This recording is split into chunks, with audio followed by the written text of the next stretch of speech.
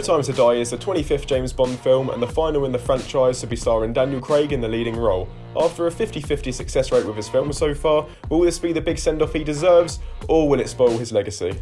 I also want to apologise for my voice right now, I'm very ill.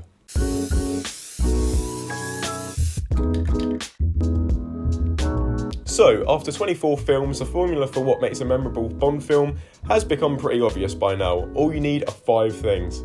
A good Bond, good sidekick / love interest, good action, good visuals, and a good villain.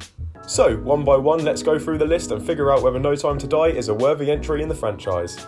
First of all, is Craig a good Bond? That might sound like a stupid question considering he seems to be a fan favourite, but after his hatred for playing the character Inspector and his low effort performance in that film, I really didn't know what to expect going into this latest outing. But luckily here, he's full of more charm than ever and perfectly encapsulates the character one more time. Second, the sidekick / love interests. No Time to Die has a packed cast of side characters: Madeline, Nomi, M, Q, Tanner, Felix, Blofeld, Paloma, Moneypenny, and many more, but somehow never feels crowded and none of them feel forgettable, with the film weaving them together really naturally. There's been a lot of fears about whether this film will be one big woke fest that pushes Bond to the back of his own movie, but luckily all of those fears can be put to rest, because every single character here gets their moments and every single actor brings their A game. Standouts for me, I'd have to say Ana de Armas as Paloma, who's a very minor character but one so full of charm, life and skill that I'd love to see her pop up more, and also surprisingly, M.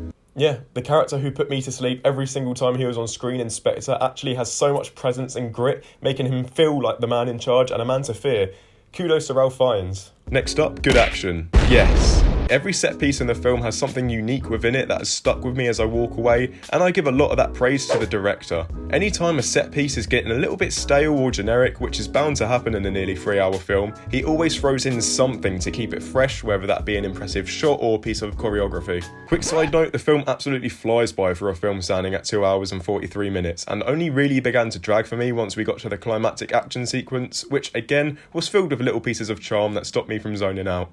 Getting back to the list, let's talk visuals. Honestly, good visuals are to be expected from a Bond film, and yeah, it looks pretty amazing. As amazing as Skyfall, or even Spectre as much as I hate to say it? No, but as far as big budget action filmmaking goes, this is still easily in the upper echelon and doesn't for 1 second feel like the product of an untalented crew. And last but not least, let's talk the villain, this time portrayed by Rami Malek, and I hate to say it, but if there's one aspect of the film that does fall short, it is the villain. It's not like he's unthreatening or terribly performed. I mean, he looks the part. He's just not the big bad that we've been promised up until now.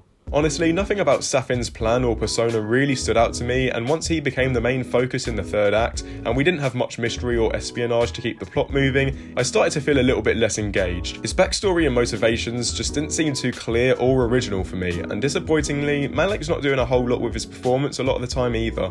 At the end of the day, when we come to look back on great Bond villains, I just don't think Safin's going to be up there, it's as simple as that. But you know what? 4 out of 5 isn't bad, and it's definitely better than a couple of Craig's outings in the past. To add to that, this film also wraps up something that's never been done before in creating one big overarching story of Bond films, and you know what? I'm glad I was here to see it. And No Time to Die is 100% a great conclusion to this story and a send-off for Craig. Never before have I had so much fun and genuine emotional involvement than I have with Craig as the character. This movie kept things fresh, it kept me on the edge of my seat, and I would give No Time to Die an 8 out of 10. So there you have it guys, my quickfire review for No Time to Die. Let me know in the comments below what you thought of the film, and while you're there don't forget to like and subscribe, and I'll see you soon.